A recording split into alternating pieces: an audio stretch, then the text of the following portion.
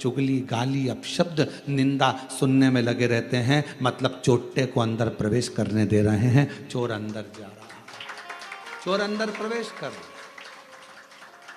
ये खिड़की परमात्मा ने जो बनाई है, हमारे नेत्र रूपी खिड़की बनाई कि इस झरोके में से झांकना, भगवान के दर्शन करना, परिवार को देखना, कुटुंब को देखना, व्यापार को देखना, सब देखो। तुम्हारा नेत्र केवल, और हम कह भी देंगे कि भगवान के सिवाय कुछ मत देखो, तो आप लोग ऐसा तो मानने वाले नहीं। सब देखिए, ये परिवार, ये नाते, ये रिश्ते, ये कुटुंब, ये कबीले, सबको देखो। नेत्र दिए पर इससे गलत ना देखो। श्रवण दिया, गलत ना सुनो। वाणी दी, जिह्वा दी, इसका सदुपयोग करो। कितना लोग हमको गलत गलत बोलता है, तो क्या हम व्यासपीठ से या अपने शब्दों में क्या गलत का प्रयोग करेंगे? नहीं, क्योंकि उनके बोलने में, उनकी परवरिश में और हमारे बोलने में और हमारे माता पिता के संस्कार में जमीन और आसमान का अंतर हो सकता है।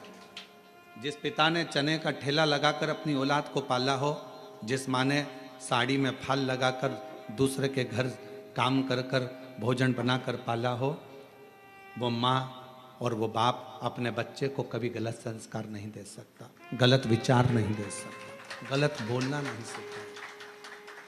संस्कार बताएंगे आपके घर के एक आनंद के विषय को।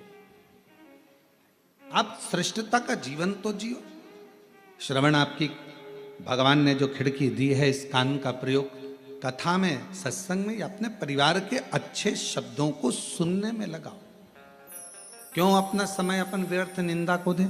उसने ऐसा कर दिया, उसने वैसा बोल दिया, उसने गलत कर दिया, उसने ऐसा कर दिया। हम गलत सोचने में, गलत विचारने में, गलत सुनने में अपने पूरे जीवन को लगा रहे। करो मेहनत। एक एक पल का वो जवाब लेता है। आज नहीं तो कल लेता है, पर जवाब जरूर लेता है। एक एक पल का जवाब लेगा, एक एक हिसाब लेगा। ईमानदारी से बोलना, तुम अपने बेटे को 100 रुपये देकर बाजार भेजती हो, जा कोरबा में चले जा, बाजार से एक सर्फ की थैली लेकर आना, 10 रुपये का एक साबुन लाना, 20 रुपये की सर्फ की थैली लेकर आना, जा बाजार, और सुन 10 रुपये का एक बिस्कुट का पैकेट ले आना। बेटा गया 100 रुपये लेकर मार्केट में घूमा, सामान लेकर आया। आने के बाद आपने उससे हिसाब लिया कि नहीं लिया? बोलो तो जम के। लिया ना हिसाब? कितने का लाया बेटा? सर्फ कितने का आया बेटा? साबुन कितने का आया? ये बिस्कुट का 2 पैकेट क्यों लेकर आ गया? मम्मी 5-5 रुपए के थे इसलिए लेकर आ गया। तो तुमने अपने बेटे से, औलाद तुम्हारी है, बेटा तुम्हारा है, सारी जायदाद उसकी है, फिर भी तुमने अपने बेटे से 100 रुपए का हिसाब लिया, तो वो भी तो तुम्हें पृथ्वी पर भेजा है, तो 100 साल का हिसाब लेगा कि नहीं लेगा?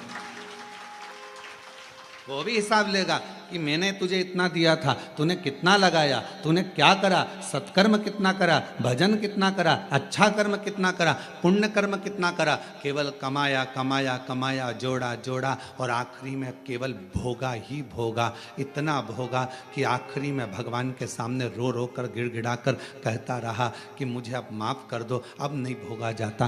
कर्म, धन आता है, अच्छा लगता है, पर वो धन जब व्यक्ति को रुलाता है तो जिंदगी केवल एक नरक सी निकलती चली जाती। उसको सोचो, विचार।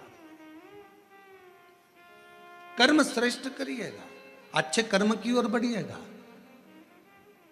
और जब आपका कर्म श्रेष्ठ हो, जब आप अच्छे कर्म की ओर बढ़ेंगे, तो जीवन में एक आनंद की अनुभूति अपने आप होगी, अपने आप। 100 साल का हिसाब मेरा परमात्मा जरूर लेगा। 21,600 श्वास जो निकलती है, उसका एक एक हिसाब मेरा परमात्मा लेता है। 3.5 करोड़ रोम छिद्र ये मनुष्य के शरीर में है, वो रोम छिद्र का हिसाब भी लेगा, क्योंकि रोम मिलते काहे के लिए?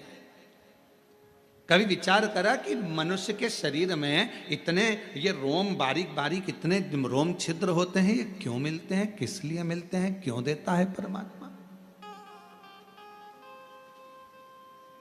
और केवल देवाधिदेव महादेव इन रोम छिद्रों पर भस्म को लपेट लेते हैं।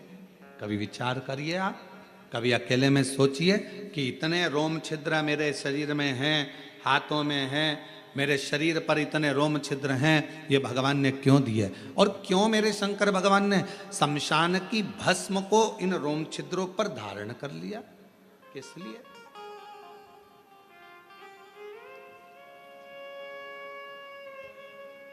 क्यों दिया परमात्मा ने? और यह बात स्वयं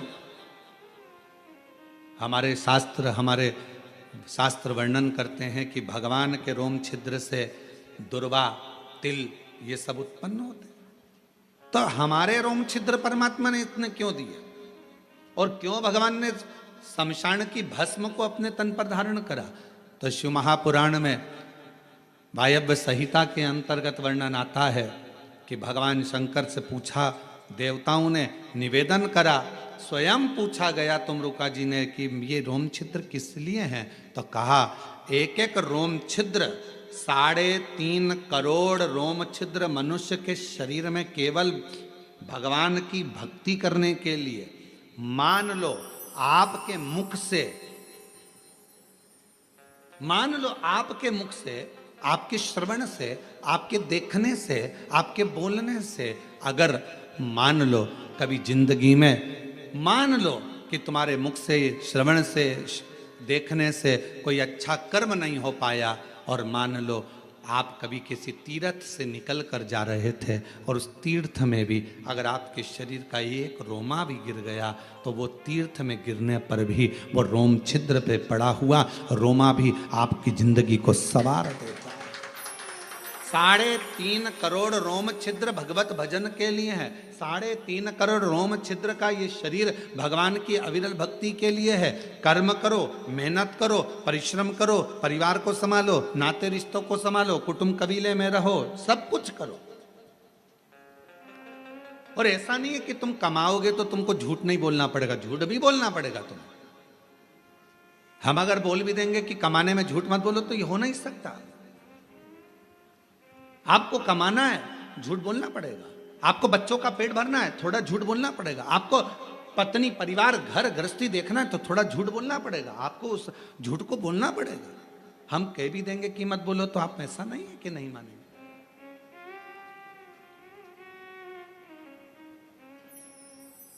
और इसका प्रसंग आज से नहीं है, त्रेता के समय से इसका प्रसंग है।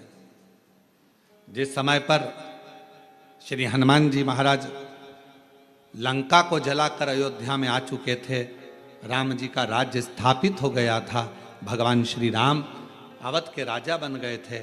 हनुमान जी घूम रहे थे, कपड़े के व्यापारियों ने, कुछ लोगों ने, दुकानदारों ने, बहुत सारी दुकानें थी, सब ने रोक लिया। हनुमान जी से पूछा, तूने लंका कैसे जलाई?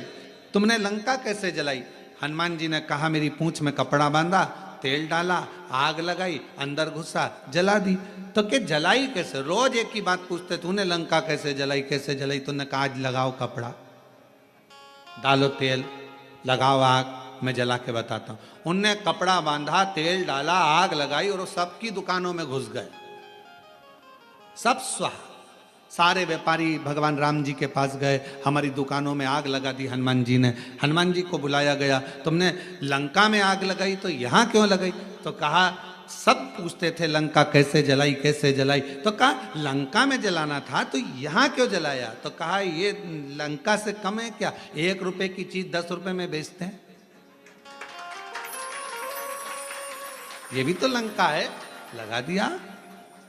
विचार करिएगा जरा। तो जहां हमारा शास्त्र करा है, अगर हम कहें आपसे कि आप झूठ ना बोलिएगा तो ऐसा हो नहीं सकता। परिवार को पालना है, बच्चों को बढ़ाना है, एजुकेशन कराना है, परिवार में सुख लेना है, आप लोग झूठ बोलेंगे? कमाने के लिए बोलना पड़ेगा, पर मना नहीं। इन झूठ में एक झूठ और शामिल करो, फिर जिंदगी में कितने ही झूठ बोल लिया आपने, वो पवित्र झूठ हो जाएंगे। इन झूठ में एक झूठ और शामिल कर लो। वो कौन सा झूठ? अगर कोई गाय माता कसाई के घर में कटने के लिए जा रही है, वहां खड़े होकर बोल दो, ये गाय मेरी है।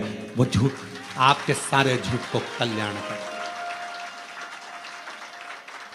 एक गौ माता कसाई के घर कटने जाए, वहां जाकर खड़े होकर कह दो ये गाय मेरी है, भले वो तुम्हारी नहीं है, उसको छुड़ा लिया, उसका फल प्राप्त हो गया।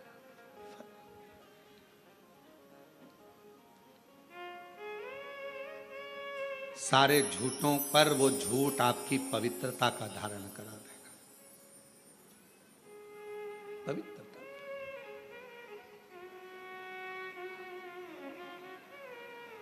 किसी बेटी, अकेली कोई छोटी सी लड़की, अकेली कोई छोटी सी कन्या, कोई बेटी अकेली 10 लोगों के बीच में कहीं पर अंधेरे आदिक में कोई ने उसको रोक लिया है और गलत कृत्य करने के लिए उस जगह पर कह दो ये मेरी बेटी है, ये मेरी पुत्री है, तो छोड़ो ये मेरी बेटी है।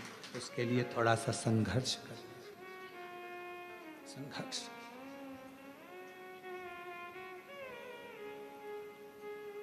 वो एक लाइन पहले लोग गुनगुनाते थे, कभी प्यासे को पानी पिलाया नहीं, बाद अमृत पिलाने से क्या फायदा, कभी गिरते हुए को उठाया नहीं, बाद आंसू बहाने से क्या फायदा। कोई कष्ट में है, तकलीफ में है, उसका स्मरण, उसका साथ अवश्य।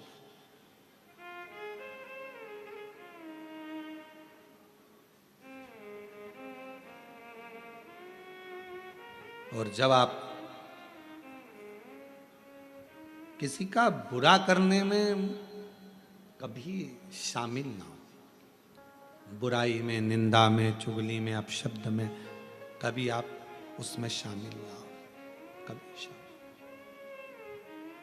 कभी दिल कर जाए, दुकान से फुर्सत मिले, नौकरी से फुर्सत मिले, या घर से थोड़ी देर की फुर्सत मिले, परिवार से थोड़ी देर की फुर्सत मिले, थोड़ा समय अगर मिले तो हफ्ते में, 2 दिन में, 5 दिन में एक बार शंकर भगवान के मंदिर में जाकर थोड़ी झाड़ू सेवा, सफाई करा करो। क्यों? हफ्ते में एक बार या महीने में एक बार अगर आपने नियम बना लिया तो तुम्हारी जिंदगी में जितने भी सामने दुख आने वाले हैं ना, उसको मेरा भोलेनाथ साफ करना प्रारंभ कर देगा। सफाई। आप दूसरे के लिए प्रशस्त करिए, आप दूसरे के लिए मार्ग प्रशस्त करिए, आप दूसरे के लिए मार्ग को सुलभ करिए। कितना एक प्रसंग आया है, लिंग पुराण का बड़ा सुंदर प्रसंग है राजा अम्बरीश का।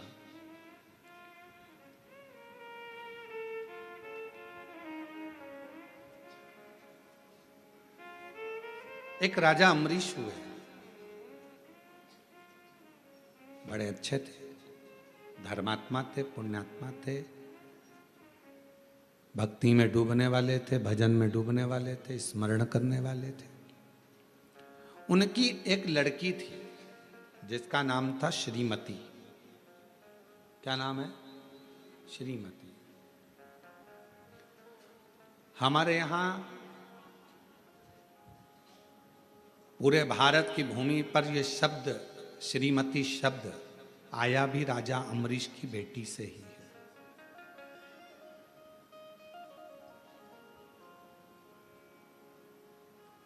हम लोग बात बात में कहते थे श्रीमती बिमला जी, श्रीमती कमला जी, श्रीमती।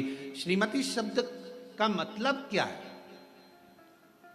अभी आप कथा में श्रवण करेंगे, राजा अम्बरीश की बेटी का नाम था श्रीमती, और वह राजा अम्बरीश की पुत्री बड़ी सुंदर थी, बड़ी विद्वान थी, उसके चेहरे का आकर्षण बड़ा था। कारण क्या था कि वो अपने पिता राजा अम्बरीश के बताए हुए मार्ग पर नित्य भगवत स्मरण में डूबी रहती। तो ये नियम है, ब्यूटी पार्लर जाने से ज्यादा सुंदरता व्यक्ति को शंकर जी के मंदिर में जल चढ़ाने से प्राप्त हो जाती है। शिव जी का भजन करना प्रारंभ करो, शंकर भगवान की भक्ति करना प्रारंभ कर दो, और देखो घर की बहू और सास में कितना अंतर होता है। घर की बहू को त्योहार पर, मालूम पड़े तुम्हारे यहाँ कोई पर्व है और कोई पर्व पर, कोई त्यौहार पर, दिवाली है, कोई अच्छा त्यौहार आया है, कोई संक्रांति आई है, कोई रक्षाबंधन आया है, कोई उत्सव आया है, तो बहू तैयार होगी। करवा चौथ आ गई या कोई फंक्शन आ गया तो बहू तैयार हो रही है और सास तैयार हो रही है। तो बहू कहती मम्मी तुम तैयार नहीं हो रही, तो माँ सास कह देती तू तैयार हो ले, मैं तो 2 मिनट में तैयार हो जाऊंगी। और सास और बहू में ये अंतर देखिए, बहू तैयार होने गई, आधा घंटा लग गया, पौन घंटा लग गया, 1 घंटा लग गया, और सास तुरंत फिर आई, बहू मम्मी तुम तैयार नहीं हो रही, बस मैं तो 2 मिनट में हो जाऊंगी, तू तैयार हो जा। और बहू को तैयार होने में 1 घंटा 1.5 घंटा लग गया। सास तुरंत साड़ी बदली, ऊंचे ऊंचाए बाल पे कंघा कर लिया, बक्कल लगा लिया, थोड़ा सा जो भी लगाना करना था लगा के, बिंदी लगा के, और सास जैसे ही पूजन के सामने, पूजन की थाली के पास में आई, बहू का आधा कलेजा जल गया। ये तो मुझसे भी ज्यादा सुंदर दिख रही है, ये तो मुझसे भी ज्यादा सुंदर दिख रही है। उसका कारण क्या है? ये चमक, ये दमक, फुलवन में महक, सब कुछ सरकार तुम ही से है। सास भगवान की भक्ति इतनी करती है, भजन इतना करती है, स्मरण इतना करती है कि उसको पार्लर जाने की जरूरत नहीं पड़ती, उसकी नेचुरल सुंदरता उसके सामने प्रकट हो जाती है। शिव के प्रकाश से वो प्रकाशित हो जाती है, भगवान के प्रकाश से वो प्रकाशित हो रही। कोई बेटी है, कोई माता है, कोई भाई है, कोई नवयुवक बेटे हैं। नवयुवक बेटों को सभी कहूंगा मैं, लड़कों से बेटी है तुम नवयुवक बेटे देखिए, उन बेटों को देखना जो कभी मंदिर नहीं जाते, और उन बेटों को देखना जो गले में रुद्राक्ष की माला धारण करते हैं, मस्तक पर तिलक लगा लेते हैं, और भगवान का हाथ में कलेवा या रुद्राक्ष की माला धारण कर लेते हैं, और भगवान की भक्ति में जो रमे रहते हैं, उनका चेहरे का तेज आपको बता देगा कि ये कोई सनातनी पुत्र है। चेहरे का तेज बताएगा कि इसमें सनातन भाव कितना। भगवत भजन का स्मरण भले कुछ भी हो, वो भगवान का नाम लेता नहीं लेता, पर तन पर रुद्राक्ष तो पहना। शिव महापुराण के वायव्य संहिता के अंतर्गत, उमाखंड के अंतर्गत, शिव महापुराण के कौमार खंड के अंतर्गत सब में एक बात मिलती है, अगर मनुष्य भगवान का भजन भी ना करता हो, मंदिर तक भी ना जाता हो, स्मरण भी ना करता हो, शिव नाम मुख से निकलता भी नहीं हो, तो भी उसके शरीर पर अगर रुद्राक्ष पड़ा है तो समझ लेना उस पर शंकर की दृष्टि पड़ी, शिव की दृष्टि, क्योंकि उसका रुद्राक्ष पड़ा है।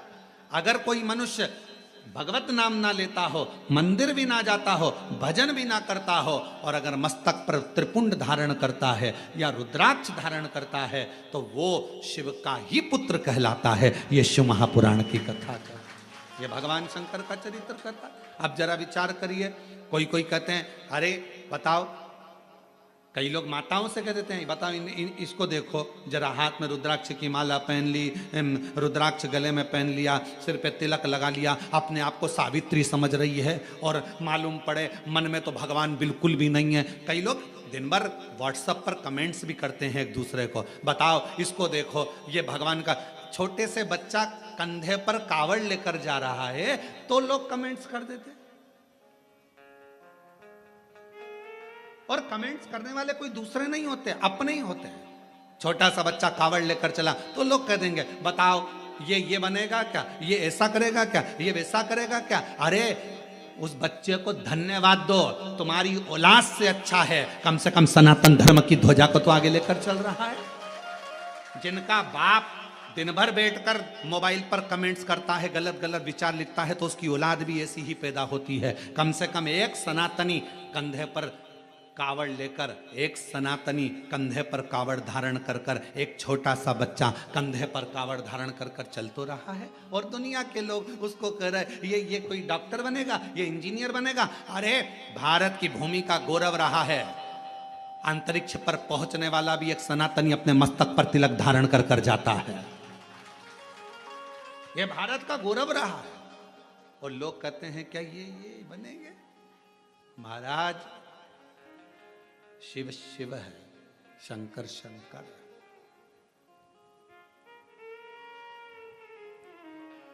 उस बच्चों को देखकर जो भगवत भजन कर रहे हैं, कई लड़के कई बेटे रुद्राक्ष धारण करते हैं, माला पहनते हैं, कई लोग तिलक लगाते हैं, कई लोग त्रिपुंड लगाते हैं, कई लोग जटा धारण कर लेते हैं।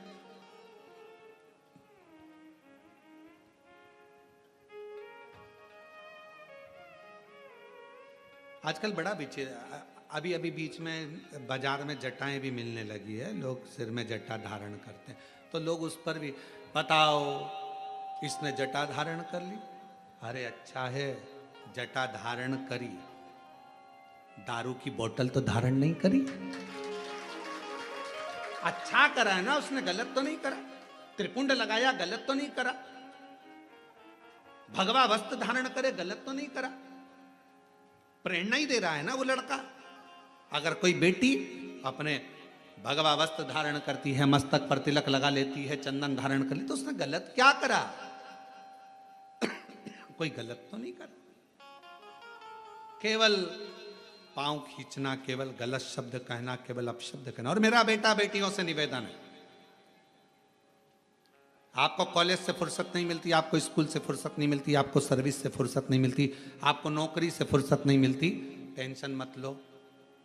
आप अगर मस्तक पर चंदन, तिलक, भस्म कुछ भी धारण करते हो और अपने गले में अगर रुद्राक्ष धारण करते हो, आप मंदिर नहीं भी गए, शिव नाम नहीं भी लिया, तो भी मेरे शंकर के बेटे ही कहलाओगे, बेटी ही कहलाओगे।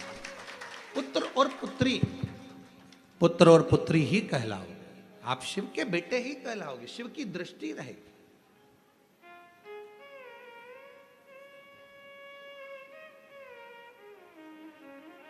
टिटहरी देखिए, टिटहरी, अब यहां क्या बोलते हैं हमको नहीं मालूम। एक पक्षी होता है टिटहरी, वो अपने बच्चे को अंडे को दे देता है जमीन में, अंडा देकर फिर ऊपर ही घूमता रहता है और आवाज करता है टिटहरी। जैसे ही तुम्हारी गाड़ी गई ना, वैसे उसने आवाज करना प्रारंभ करा। जैसे कोई निकल कर गया ना, टिटहरी आवाज करना प्रारंभ करती है। वो टिटहरी पक्षी बच्चे को जन्म देती है, पृथ्वी पर उड़ती है, ऊपर ध्यान रखती है। मछली अपने बच्चे को जन्म देती है, अंडे के पास मछली कभी नहीं जाती, केवल अपनी दृष्टि से देखती रहती है, और अंडा पक जाता है, बच्चा पैदा हो जाता है। टिटहरी अपने शब्द से